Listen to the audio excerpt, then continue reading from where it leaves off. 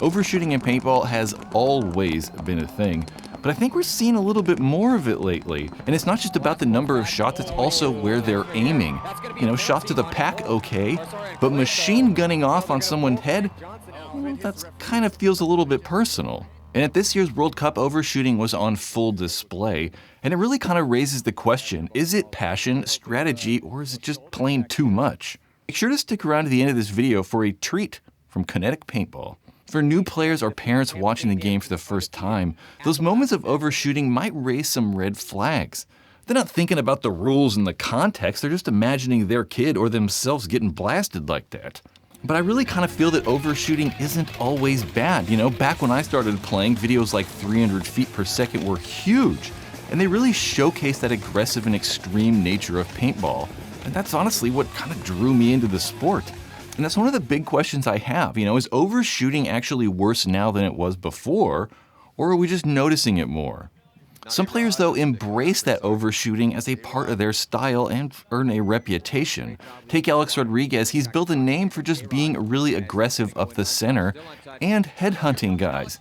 And A-Rod didn't invent that style, it's something he picked up from legends like Chris Lasoya, who was infamous for putting it on guys. For players like A-Rod and Lasoya, overshooting is a way to send a message. It's a way to make their opponents hesitate, to make them question whether they should even make that move in the first place. This year at World Cup, Zach Patient was on the receiving end of one of the year's most controversial overshooting moments.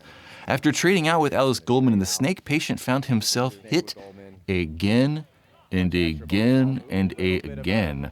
By the time it was all over, it seemed like he was shot 40 or 50 times, and somehow there was no penalty. You know, maybe it's because there were a bunch of guys shooting at him and they weren't sure who was actually shooting him, and it was from a far distance, but 40 shots? And then there's Clint Johnson, and in his match against Infamous playing for AC Diesel, he went way over the line and landed multiple headshots on Colt in that corner. Some headshots that looked mighty deliberate. He got into it with the ref right there at the end, making contact with him and earning himself an ejection from the match.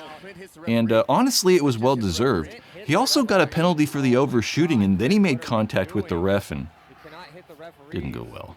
Overshooting just feels more intentional now. You know, during the X-Ball era, that faster pace and higher balls per second made overshooting feel a little bit more accident because there was just so much more paint in the air, it was just a little bit more common. But today we're shooting at 10 balls a second, and every single shot feels way more deliberate than it did back in the 15 era. So nowadays, it's like if you put 10 on a guy, you're just standing there, and you gotta like really do it. You know, fans do love that drama, and when the overshooting happens at tournaments, the crowds really do erupt. I mean, you can just watch and listen to the webcast when this goes down, and it's just eruption. Oh, and he gives him some extra here. That's going to be a penalty on Colt, or sorry, on Clint, though. No, they're going to pull Clint Johnson out. Oh, Clint hits the referee. Clint just hit the referee. Clint hit the referee? Flag. Oh, my God. Clint, what are you doing? You cannot hit the referees. The real question isn't whether overshooting belongs in paintball. You know, it always has and always will. The real challenge is us embracing that chaos, but not really letting it devolve and then end up hurting the sport. So how do we actually handle overshooting? Overshooting penalties could certainly be more consistent, and that'd probably help clear up some of this debate. Right now, the NXL defines excessive shooting or overshooting as shooting a player more than what's reasonable enough to ensure their elimination. But you know, I don't know, that's just 2 shots. The current rules for malicious shooting are somewhat clear. They say intentionally trying to injure a player results in a minor suspension, meaning the offender and 3 of their teammates get pulled, and that shooter has to sit the rest of the match and the following match. But I mean, in reality, what is malicious shooting? Like, how do you know if you're trying to like injure or hurt somebody? It's just another one of those things that's still all left up to the ref's discretion.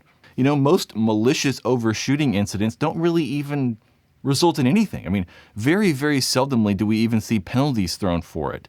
It's this kind of gray area that's really frustrating, I think, players and people watching.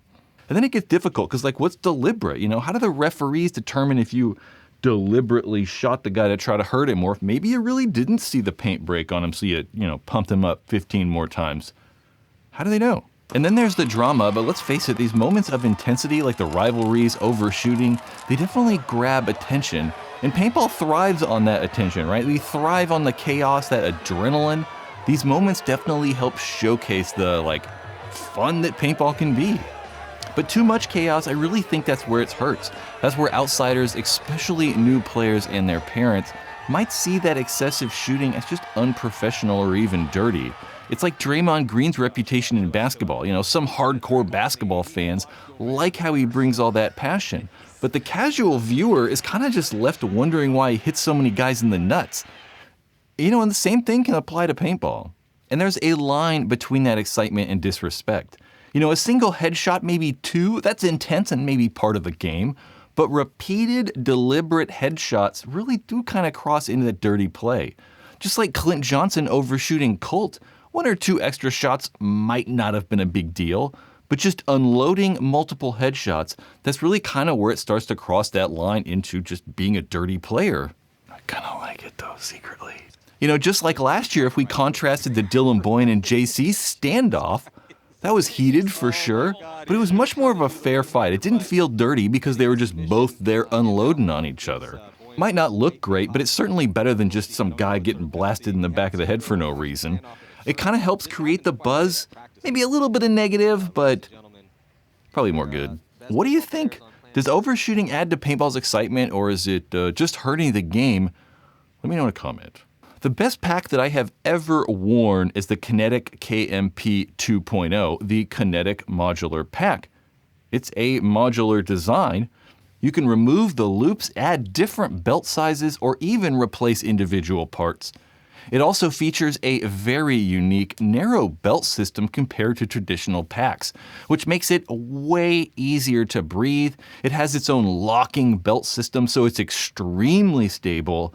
I really do genuinely love the thing. In fact, I like it so much I asked Kinetic to hook it up with a promo code.